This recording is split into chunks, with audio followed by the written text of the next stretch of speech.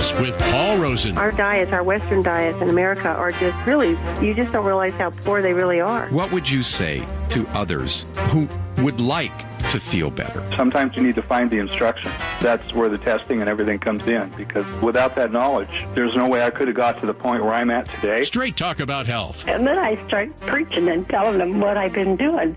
And this guy named Paul Rosen has changed my life. With your host, Paul Rosen. By the way, the information contained in this program is not approved by the FDA, nor intended to treat, diagnose, or claim to cure any medical condition or disease as defined by Western medicine. However, skilled practitioners of many disciplines have found nutrition response testing to be a highly reliable supportive technology for assessing the health and fitness of the body's functional system.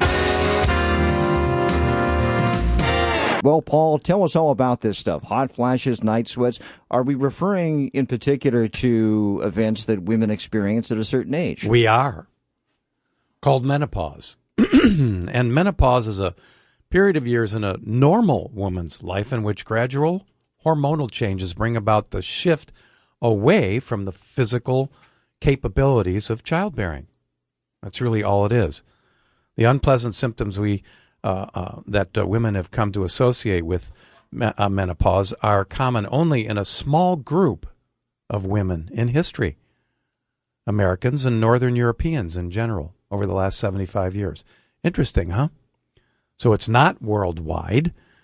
Outside that group, menopause is not so problematic and is taken more in stride as a natural phase in a woman's life with little fanfare and very few, if any, symptoms. It seems that the more simple the lifestyle and the more simple the diet, the more effortless the transition. So throughout history, simple diets have been a function of low income. The most nutritious foods are the least expensive, whole fruits and vegetables, unprocessed dairy. As lifestyles became more complex and incomes grew, expensive, empty, processed, nutrient-deficient foods were popularized by marketing and advertising, the foods of commerce. We call them processed foods, highly processed foods.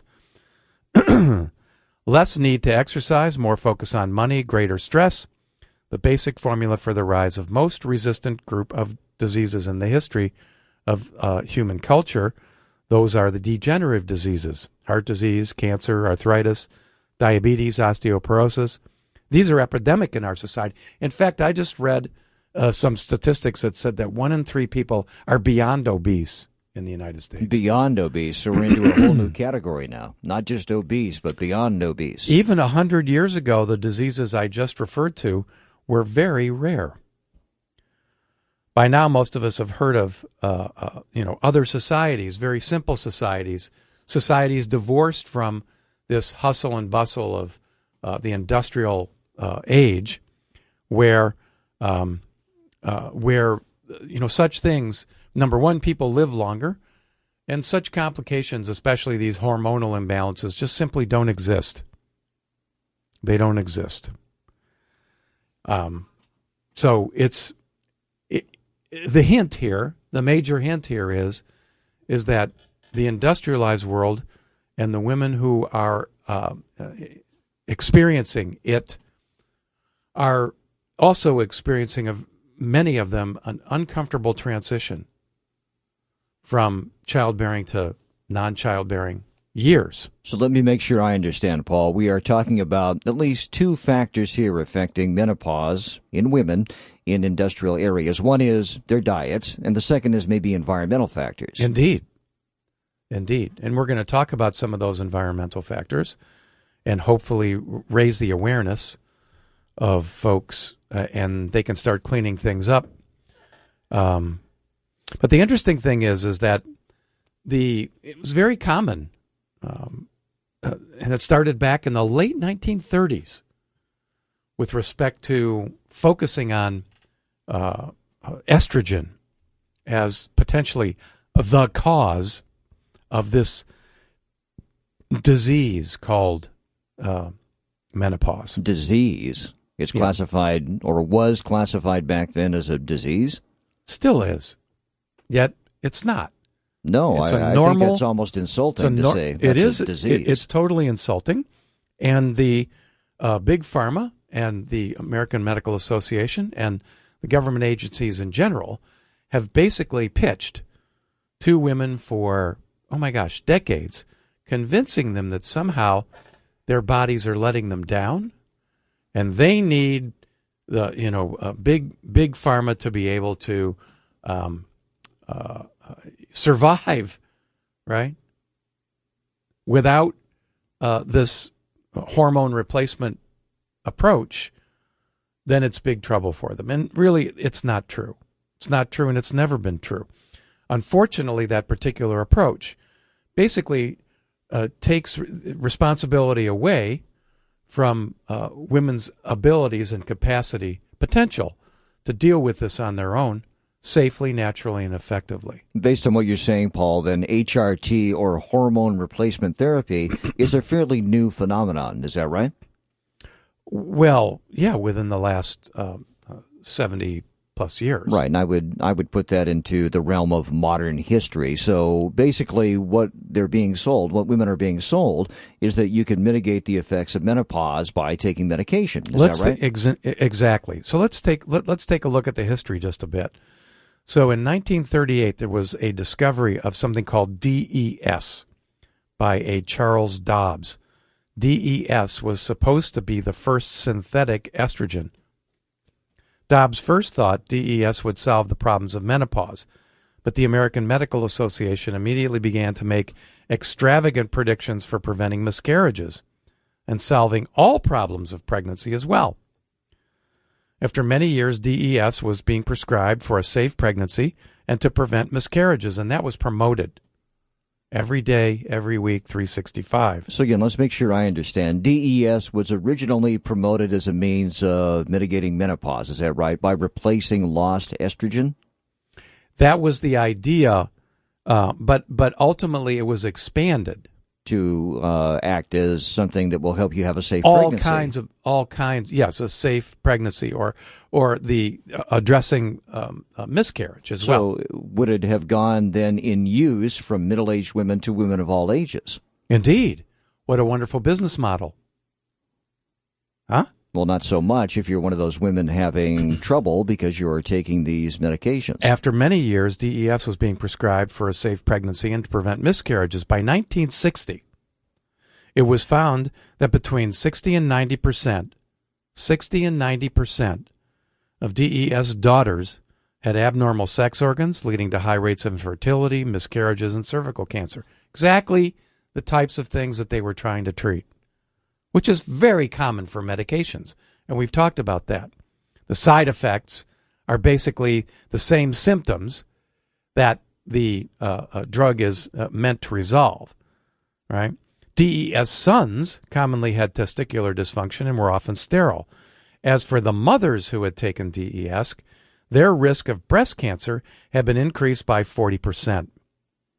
So DES was the first drug ever invented that could cause cancer in the offspring when taken by the mother. That's pretty horrifying that those impacts go on to the next generation like that. But still, the drug was not taken off the market until 1971.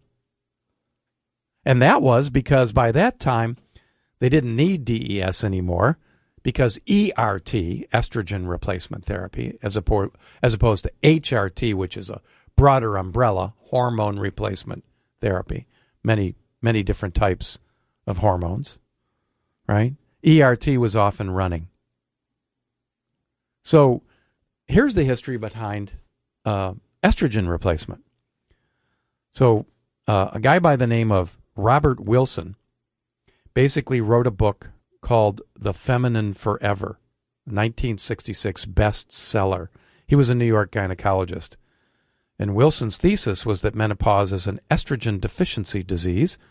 All the unpleasant symptoms which accompany menopause, and we talked about those, hot flashes, night sweats, insomnia, vaginal dryness, many others, was just simply the result of too little estrogen. And insufficient estrogen supposedly caused a woman to lose her youth, her beauty, her cheerful attitude, according to him, and bone density all at once with the onset of menopause. Of course, not missing a beat, the big pharma stepped in. Lots and lots of promotion, lots and lots of marketing, millions of dollars spent, right, in order to promote ERT. Now, the primary study that was the basis for vaulting synthetic estrogen into the limelight, which was originally made as a contraceptive, was a small, flawed trial done in Puerto Rico, in which 20% of the 132 women, only 132, right, suffered serious side effects, including 5 of them who died. The negatives were swept under the carpet as irrelevant, and the main thing was that the new wonder drug supposedly canceled the horrible symptoms of menopause.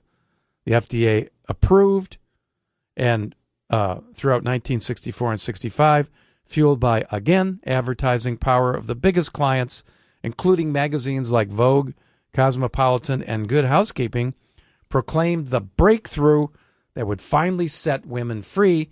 And instead, of course, the irony was putting them in bondage. Is this stuff still on the market? HRT? I thought that was ERT.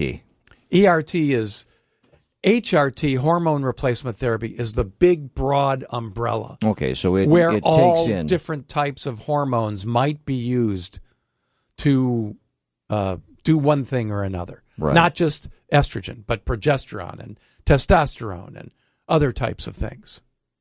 That's HRT. Okay. ERT is just estrogen replacement therapy.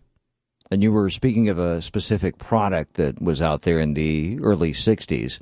Is that product still on the market? You can still get, although the interesting thing is that subsequently, it turned out that by 1975, published findings found that this particular approach caused endometrial cancer. They showed that women who took the new estrogen drugs had just increased their risk of endometrial cancer by a factor of 5 times. So by 20 years after 1975, the American Cancer Society conducted a huge 13-year study of some 240,000 postmenopausal women to find the relation between HRT, hormone replacement therapy, now that's what they're calling it, and cancer.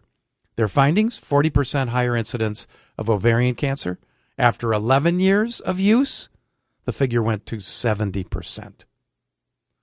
So the bottom line is anybody who's using hormone replacement therapy to address menopausal symptoms is simply increasing their risk of cancer by an extraordinarily large percentage. And the estrogen issue, right, replacing the estrogen simply shuts the body down. Its own mechanisms just shuts them down and sends them on vacation. So do women who opt for these therapies know this? Are they given a disclaimer at the beginning of their treatment that you are increasing your risk of cancer by a huge amount? Well, you'd have to ask the doctors who prescribe it. I would assume so. I would hope so. But you don't notice millions and millions of advertising dollars being spent on notifying women of the higher risks of HRT. Also, right? Whereas before, there were millions and millions and millions of dollars spent broadcasting the wondrous magic of hormone replacement. Also, in terms of these therapies, Paul, as we all get older, our bodies take off in ways we don't want them to necessarily. Are these billed as maybe mitigating those effects? In other words, if those hips are getting a little too large or, other parts of your body are sagging in ways you'd rather they did not, will hormone replacement therapy help solve that? I mean, I'm not a big fan. I don't know if that's true. I mean, I can't say that that's true. But the question is are those symptoms that you just mentioned the benefits? Let's just say there were some benefits to it, which I cannot at all assert. Right? Are you ready to increase your risk of cancer? That's my point right there, because we're all vain creatures, so somebody may decide, they'll make that trade because they just don't want their bodies being the kind of body they'd rather not have. So the question then becomes, what are hormones anyway? Hormones are chemical compounds that are players in the most sophisticated and exquisitely balanced internet in the entire body. Right? Our bodies are controlled in many ways, managed by the interplay of just many chemicals that we know we call hormones, and many, many more that we don't. Right? But disruption of that system results in all kinds of symptoms besides just the usual menopausal symptoms. What are the hormone, the glands that are, they're called the endocrine glands. And the endocrine glands include things like the adrenal glands, the pituitary ovaries, the testes, the thyroid, the hypothalamus, the thymus. These are many of the endocrine glands that are responsible for managing all different kinds of functions of the human body. Right? And whenever a hormone replacement is used, it literally shuts down one or the other gland, which can't be the answer. Now, there are outlying situations where, say, someone has had thyroid cancer and their thyroid is removed. That's a different situation. But unfortunately, hormone replacement is used across the board for many, many, many conditions, right, that simply don't address the underlying root cause of what's going on. So if the endocrine glands are responsible for the interplay, the managing of the hormones in the body and all kinds of functions, wouldn't it be a good idea to find out what condition they're in and if there are any underlying causes that are preventing or obstructing or impinging the function? So there's a means, and fix that? There's a means to discover the shape of your endocrine glands or the health of them. Yeah, the shape, I don't know what you're talking about, the physical shape, like are they oblong? That's why I quickly corrected myself and said health instead of shape. Yes. There is a way, right? There is a way to find out and evaluate what the nutritional condition, the energetic condition of these organs and glands are. And there's also a way to discover why they might be misfiring or malfunctioning. And it can be addressed, and that's the nutrition response testing technique. Estrogen is just a hormone, only one of the moving parts of the endocrine system. Any woman that I've ever worked with any of these exaggerated menopausal symptoms, in particular hot flashes, right? The one organ which nobody talks about, which is absolutely critical to addressing, is the bladder, the urinary bladder. Who would think, right? What does that have to do with estrogen? Well, it really doesn't. And so generally speaking, without addressing the bladder, you can't address the underlying root cause of what's going on. And by the way, is there another bladder besides the urinary bladder? Gallbladder. Okay, well, there you go. That's why we clarify things here on Health Matters. You thought I could see that smirk on your face. You thought you were going to trip me up. I did. But you did not. But we are a multiple bladder society. That's right. So we've got and that covered. And don't blather about it. There you go. No blather. All right. So continue with your thought, please, Paul. So please go on. So estrogen then, right? So let's just say, which is obviously true, that the ovaries certainly begin to they're no longer producing eggs, right? And so there is some stepping back of the function of the ovaries, but the adrenal glands and the fat cells should be great enough, large enough, functioning enough to be able to produce as much estrogen as is needed for a woman. So those things, if healthy, are doing the job. Correct. Healthy. Do hormone replacement therapy supposedly make up for any lost effect if those parts of the body are not functioning as well as they should? Yeah, they shut them down. They shut them down. That's what hormone replacement does, because the body works with respect to what is called a negative feedback loop. What that means is it means that if there is the presence of a hormone to a certain degree, that will signal the body to shut down the production of that hormone, and vice versa, right? So if you're sending signals to the body utilizing synthetic estrogen, then you're shutting down the organs and glands that would normally produce it. Negative feedback loop. Well, it's exactly the opposite of what I would have thought it was. I would have thought you were enhancing the function of those organs. No, because it's a negative feedback loop. That's the way the body works.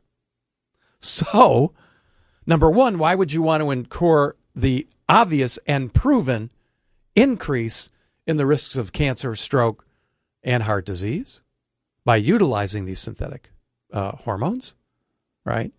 And also shutting down the actual function of these organs or glands that are supposedly supposed to be responsible for the easy, simple transition from childbearing to non-childbearing, called menopause. And there was a point in time in the HRT where the chemists threw in something called progesterone. So it was a mixture of estrogen and progesterone. Progesterone is is a precursor for estrogen and testosterone, as well as other natural steroid hormones.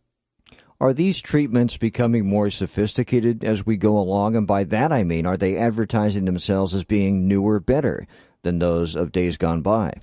Oh, I imagine newer, better is always the state of the art. And perhaps, but too, newer, better still contains worse. And maybe, too, these things are being advertised as being easier. In other words, maybe in days gone by, it required X amount of labor on your part. Now it doesn't. Now it's just take this pill and you'll be fine. Right. That's exactly right.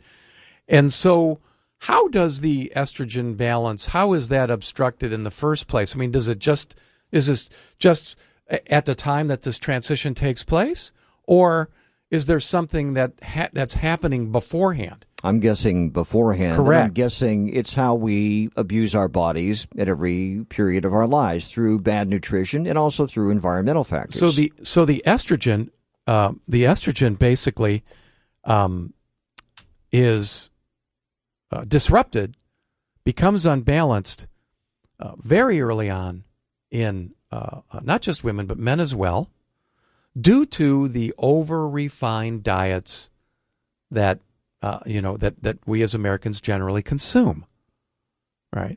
Also, the lack of exercise, and even more importantly, and probably not recognized by the general public, and that is the external toxic sources of estrogen, or endocrine disruptors, the chemicals, the tens of thousands of chemicals that our bodies are exposed to. You say tens of thousands, so I'm guessing the relative impacts of these various chemicals are unknown.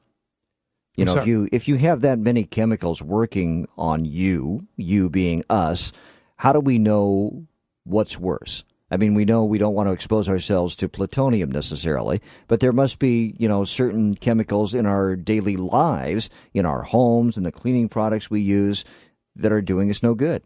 Yeah, plastics, all the plastics used in, all the different devices and eating utensils and, whatnot, PVC, pesticides, soaps, detergents, fertilizers, and other types of things used in modern manufacturing. And my point again a moment ago, Paul, is just that we have no idea of knowing how bad these things are individually and collectively. Well, not until we start to feel uncomfortable, which is the typical, right? No, there's no gauge. I mean, we have no ability to sense the impending doom that is about to befall us until it is befallen. Right, and that's what I mean. There's no real meter. Now, related to that... But that doesn't mean that you can't become aware, right, that these things are impinging and that they are accumulating and that you can do something about it. One more note, you can get a free chapter of Paul Rosen's book, The Missing Piece. Just go to his website, acunatural.com, acunatural.com, and fill out the dialog box that pops up. Rest assured, no information you provide will ever be shared with anyone else. So, what are you waiting for? Get going on your personal road to wellness today.